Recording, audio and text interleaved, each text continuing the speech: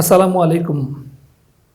সুপ্রিয় শিক্ষার্থীবৃন্দ, আমরা যথারীতি আমাদের ক্লাসগুলো করছি।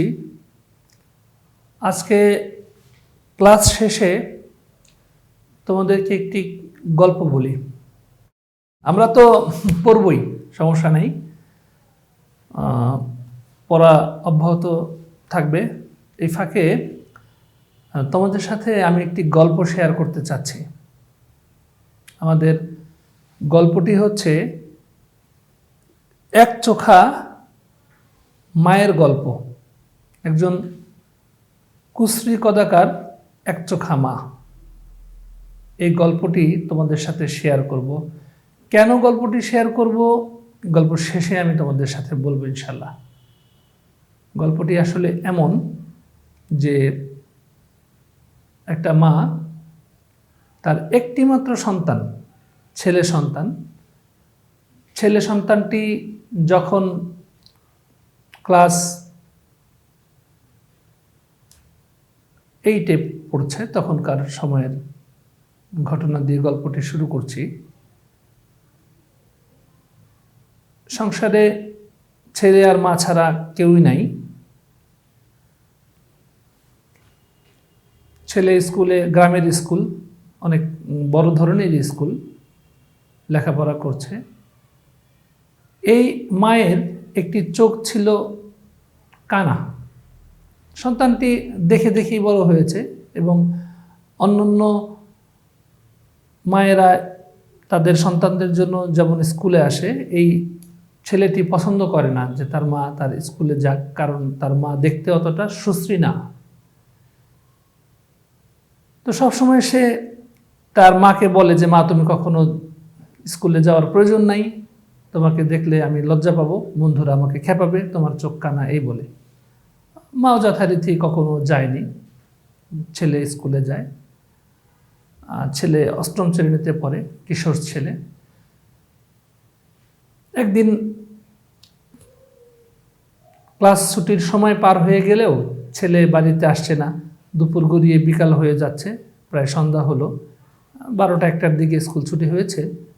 এখন যেহেতু ছেলে এখনো বাড়িতে ফেরেনি, 12টা-1টার দিকে ছুটি হয়েছে, মার ধীরে ধীরে টেনশন বেড়ে গেল। সে ধীরে ধীরে বাড়ি থেকে বের হয়ে সন্তানের স্কুলে চলে গেল। দেখলো যে অনেক ছেলেরা মাঠে, কেউ ফুটবল, কেউ ক্রিকেট, যার যার মতো খেলছে। তার ছেলেও সেখানে আছে। সে দেখে স্বস্তি পেল, খুশি হলো।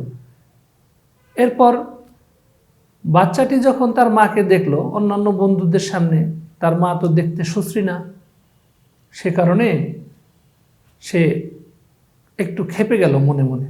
এবং অন্যান্য বাচ্চারা দেখলো যে ওদের এই বন্ধুর মাটা দেখতে একেবারেই কুৎসিত কদাকার, কারণ তার একটি ডান চোখ নষ্ট, চোখটি ভালো না, কানা চোখ।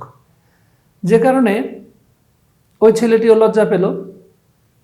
পরবর্তীতে সে, মা আর ছেলে বাড়িতে ফিরে আসলো। ছেলে অনেক চিল্লাচিল্লি, বকাবকি, কান্নাকাটি, অনেক কিছু অসদাচরণ করলো মায়ের সাথে। মা চুপচাপ শুধু শুনলো, তেমন কিছু বলল না।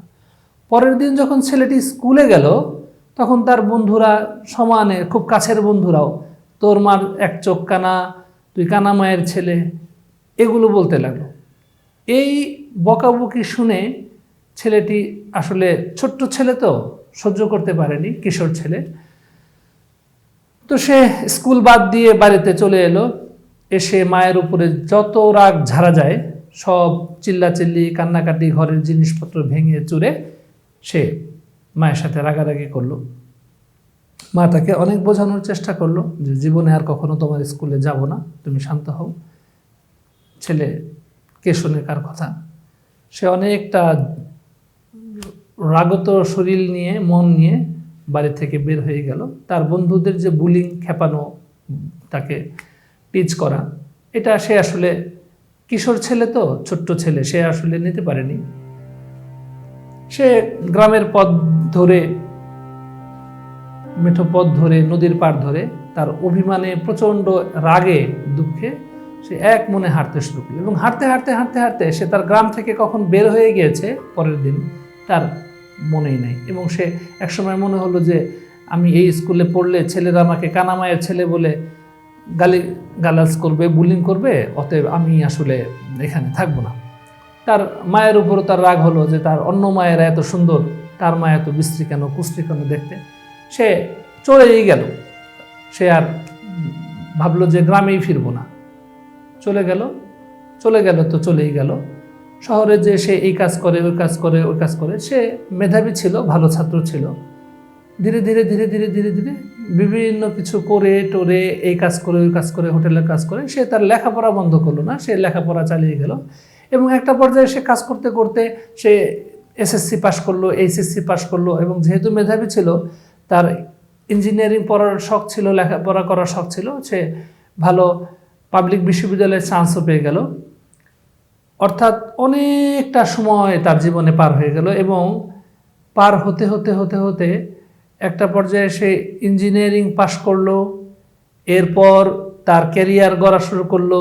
একটা পর্যায়ে সে তার ভার্সিটির পছন্দ করা মেয়েকে বিয়েও করে ফেললো, নিজস্ব বাড়িঘর ফ্ল্যাট করে ফেললো, তার 2টি সন্তানও হয়ে গেল ফুটফুটা। চলছে সব কিছু। ইতিমধ্যে সে তার আসলে গ্রামকে ভুলে গেছে, তার মাকে ভুলে গেছে। মাঝে মাঝে মনে পড়েনি এমন না, মনে পড়েছে, কিন্তু ওই যে মায়ের প্রতি ক্ষোভ, রাগ, কষ্ট সে আসলে ভুলতে পারেনি। একদিন সে তার অফিসে বসে আছে, খুব সফল, সে একজন প্রতিষ্ঠানের মালিক হয়ে গেছে যেহেতু ইঞ্জিনিয়ার। তো সে এখন অনেক বড় ব্যবসায়ী হয়ে গেছে।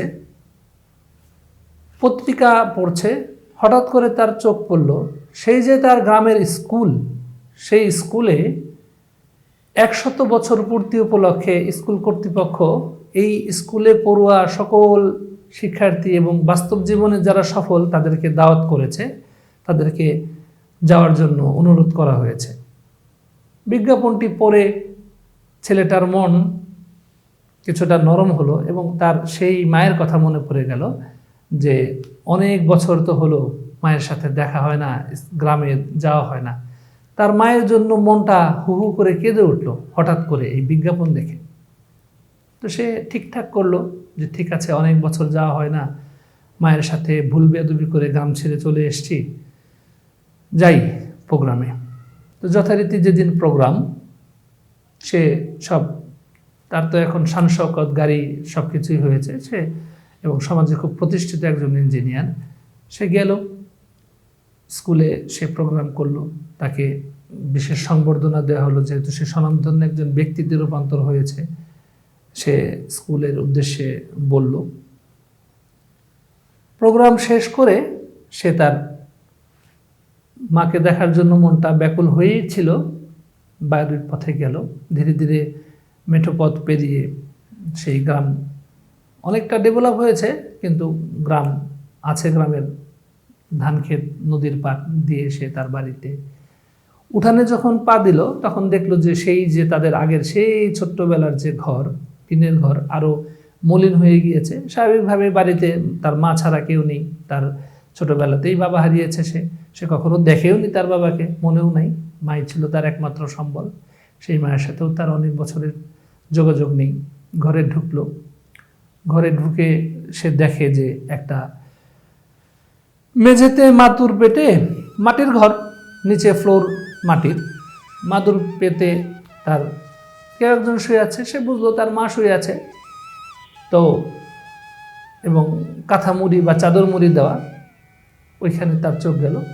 তার চোখ গেল টেবিলের উপরে, পাশে একটি হেরিকেন ছিল আলো জ্বালানোর জন্য, পুরনো যেহেতু গ্রামের গল্প। পাশে একটি চিঠি 4 ভাঁজ করে, উপরে একটি গ্লাস উল্টো করে চিঠিটি রাখা। সে চোখটা গেল ওইদিকে চিঠির, ছেলেটির। ভাবলো যে ঠিক আছে, আগে চিঠিটি দেখি, মার সাথে কথা বলছি। তো ধীরে ধীরে সে ওইখানে গিয়ে চেয়ার টান দিয়ে চিঠিটা খুলে সে পড়তে শুরু করলো। আমি চিঠিটির যে ভাষা ছিল, আমি ভাষাগতভাবেই ওইভাবেই উপস্থাপন করছি। এটি পুরনো গল্প, একজন রাইটারেরই লেখা, হয়তোবা বিদেশি গল্প। ভাষাগুলো এমন, ছেলে তার মায়ের লেখা চিঠি বলছে যে আমার বাবু সোনাটা হয়তো এতদিনে অনেক বড় হয়ে গেছে, আমি আমার বাবু সোনাটাকে দেখার জন্যই বেঁচে আছি। অনেক কষ্ট হয়, মন খারাপ হয় আমার ছেলেটার জন্য, কিন্তু বাবু সোনা, আমি তোর জন্য দোয়া করি তুই যেখানেই থাকিস পৃথিবীর সকল বিপদ আপদ যেন মুক্ত থাকিস এবং তুই যেন সুখী সফল হোস, এই কামনা তোর জন্য আমি সবসময়ই করি এবং করে যাব। আজকে তোকে দেখার জন্য কেন যেন মনটা খুবই ব্যাকুল হয়েছে এবং বারবার মনে হচ্ছিল স্কুলের শতবর্ষের প্রোগ্রামে তুই হয়তো বা আসতে পারিস। মনটা খুব ব্যাকুল হলো তোকে দেখার জন্য, কিন্তু কেন যেন মনে হচ্ছে আমার আয়ু খুবই শেষ প্রান্তে চলে এসছে, তোর সাথে হয়তো বা দেখা হবে না। মনে হলো একটি চিঠি তোর জন্য লিখে যাই, জানি না তুই পাবি কিনা, কারো কাছে হয়তো বা চিঠিটি আমি দিয়ে যাব, যদি কখনো তোর দেখা হয় তার সাথে হয়তো বা চিঠিটা তুই পেতে পারিস। আমি একটা ছোট্ট ঘটনা তোর সাথে শেয়ার করব খোকা। আমি তোর স্কুলে গিয়েছিলাম, আমার চেহারা দেখতে কুশ্রী, তোর বন্ধুরা তোকে খেপিয়েছিল, তোর মন খারাপ হয়েছিল, তুই কিশোর একজন ছেলে, এটা তুই মন থেকে মানতে পারিসনি। আমিও কষ্ট পেয়েছি তোর বন্ধুরা তোকে খেপালো বলে, কিন্তু বাবু সোনা, তোকে আমি একটা ঘটনা বলি। অনেক আগে, তোর যখন 1.5-2 বছর, তখন তুই তোর সাথীদের সাথে বন্ধুদের সাথে বাড়ির উঠোনের পাশে জঙ্গলের মধ্যে খেলা করছিলি। আমি তখন রান্নার কাজে, ঘরের কাজে ব্যস্ত। এমন সময় হঠাৎ করে তোর চিৎকারে আমি ছুটে যাই, যে দেখলাম একটি বাঁশের কঞ্চি লেগে তোর ডান চোখটা থেকে খুব ফিনকি দিয়ে রক্ত বেরোচ্ছে। এই রক্ত দেখে আমি সহ্য করতে পারিনি। বিশ্বাস কর, আমার মাথায় আকাশ ভেঙে পড়েছিল। তোকে দ্রুত আমি গ্রামের যে কমিউনিটি হসপিটাল, এখানে নিয়ে গেলাম। তোর চোখ দিয়ে দরদর করে রক্ত পড়ছিল, তোর চিৎকারে আকাশ বাতাস, আমার পৃথিবী ভেঙে চুরে একাকার হয়ে যাচ্ছিল বাবু সোনা। বিশ্বাস কর, আমি সহ্য করতে পারছিলাম না। ডাক্তার প্রাথমিক চিকিৎসা শেষ করে যখন বলল যে আপনার সন্তান এই চোখটা নষ্ট হয়ে গিয়েছে, সে কখনোই পৃথিবীর আলো এই চোখ দিয়ে দেখতে পারবে না, আর একটি চোখ ঠিক আছে। বাবু সোনা, আমি কোনোভাবেই এটাকে মেনে নিতে পারছিলাম না। ডাক্তারের সাথে কথা বললাম, আত্মীয় স্বজনের সাথে পরামর্শ করলাম। ডাক্তার বলল যে যদি কোনো সুস্থ ব্যক্তি তার চোখের সাথে চোখ মিলে যায় এবং সে তাকে চক্ষু একটা দান করে, তাহলে এই চোখ দিয়ে সে আবার ঠিক মতো দেখতে পাবে। আমার মনে হলো চোখ তো চোখ, আমি তো আমার সন্তানের জন্য জীবনটাই দিয়ে দিতে পারি। ডাক্তারকে বললাম, সে রাজি হয় না। অনেক কষ্ট করে সবাই মিলে তাকে রাজি করালাম। যথারীতি অপারেশন হলো। আমার এই চোখটা, ডান চোখটা আমি তোকে দিলাম এবং অপারেশন করে তোর চোখটা ভালো হলো, তুই পৃথিবীর আলো দেখতে পারলি। এই জন্য আমার কোনো দুঃখ নাই। আমার সন্তান পৃথিবীর আলো দেখবে না, এটা আমার জন্য মৃত্যু যন্ত্রণার চেয়েও কষ্টের। ওই যে তোকে চোখ দিয়েছিলাম, এই কারণে আমার এই চোখটা অন্ধ কানা। এজন্য আমি কখনো বাহিরে বের হইনি। ওই যেদিন তোর স্কুলে গেলাম তুই কষ্ট পেলি, এই ঘটনার কারণেই আমার চোখটা, আমার চেহারাটা কুশ্রী হয়ে গেছে। কিন্তু বাবু সোনা, বিশ্বাস কর, কোনো সন্তান পৃথিবীর আলো দেখবে না, এটা তার মায়ের জন্য খুবই কষ্টের, আমার জন্যও কষ্টের। এই কারণে এই কাজটি আমি করেছিলাম, তোকে চোখ দিয়েছিলাম, আমার চোখ নষ্ট করে। খোকা চিঠিটা পড়ছে, তার দু চোখ বেয়ে অশ্রু গড়িয়ে পড়ছে এবং সে অনেক বছর পরে সে ফিল করলো সে তার মাকে আসলে ভালোবাসে। যে মা তার জীবনের সৌন্দর্য, তার জীবন নষ্ট করে সন্তানকে বাঁচিয়েছে, তার সাথে সে এই আচরণ করেছে, ভাবতেই তার কষ্টে বুক ফেটে যাচ্ছে। সে খুব দয়াদ্র মন নিয়ে, অশ্রুসজল নয়ন নিয়ে চিঠিটা ভাঁজ করে তার পকেটে রেখে মায়ের পাশে গিয়ে মাদুরে বসলো, ডাকলো, মা তোমার খোকা এসেছে। একবার, দুইবার, তিনবার সে ডাকলো, ভাবলো মা গভীর ঘুমে অচেতন। সে চাদরটি খুলে মায়ের গালের মধ্যে একটু টাচ করে নাড়া দিল। একবার, দুইবার আবার ধাক্কা দিল। ততক্ষণে দেখলো তার মা এই পৃথিবীতে আর নেই। সুপ্রিয় শিক্ষার্থী সন্তানবৃন্দ, এই হচ্ছে গল্পের শেষ। ছেলেটি হু হু করে কেঁদে উঠল এবং তার আজন্ম ভালোবাসার মাকে সে ভালোবাসা অনুভব করলো যখন তার মা আর পৃথিবীতে থাকলো না। আমি কেন এই গল্পটি তোমাদের সাথে শেয়ার করলাম বন্ধুরা? শেয়ার করলাম এই জন্য, এই যে আমরা বর্তমানে যে অবস্থানে রয়েছি, তোমরা স্টুডেন্ট আছো, ছোট মানুষ, পড়ালেখা করছো, তোমাদের এই পড়ালেখার পেছনে, তোমাদের হাসি খুশির পেছনে, আমাদের এই হাসি খুশির পেছনে আমাদের যে মা বাবার অবদান আমরা কখনো জানতেও পারবো না। কিসের বিনিময়ে তারা আমাদের এই সুখটা রচনা করেছেন। তুমি যে মোবাইলে, তুমি যে ল্যাপটপে, তুমি যে ডেস্কটপে এটা দেখেছো, অনেক বায়না করে জোর জবরদস্তি করে মোবাইলটা কিনে নিয়েছো, হতে পারে এর পেছনের গল্পটা তোমার বাবার চিকিৎসার ঔষধের টাকা বেচে বাঁচিয়ে তোমাকে এই মোবাইলটা কিনে দেওয়া। তুমি তো রাগ করে বসে আছো, আমি তো একটা আইফোন চেয়েছিলাম, আমি তো পেলাম না।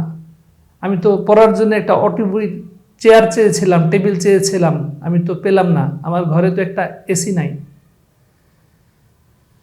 সুপ্রিয় সন্তানবৃন্দ, কি পরিমাণ কষ্ট করে তোমার বাবা মা তোমাকে পড়াচ্ছে, পৃথিবীতে তোমার একটা অবস্থান তৈরি করার চেষ্টা করছে, আমাদেরকে করিয়েছে।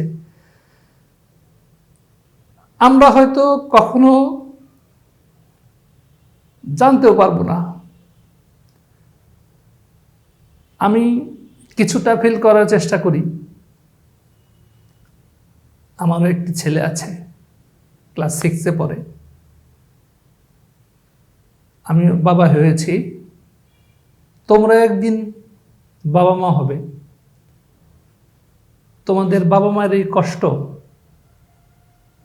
তোমাদের শুধু মানুষ করার জন্য। শিক্ষার্থী সন্তানবৃন্দ, আমরা যেন সবসময় আমাদের জীবনে আমাদের পিতামাতার অবদানকে কৃতজ্ঞতার সাথে, শুকরিয়ার সাথে স্মরণে রাখি। তা না হলে গল্পের খোকা তার জীবনে সফল হলেও সে কিন্তু সার্থকতা পায়নি। তার মা তার জীবনটা গড়ে দিয়েছে ঠিকই, কিন্তু সে কিন্তু তার মায়ের জন্য কোনো সার্থক কিছু করে যেতে পারেনি। আমরাও একদিন মা বাবা হব, তখন যেন আমাদের ভেতরে কোনো অতৃপ্তি না কাজ করে। কারণ আমাদের পিতামাতা চায় সবসময় তাদের সন্তানরা যেন তাদের আশেপাশে থাকে এবং কৃতজ্ঞ চিত্তে থাকে।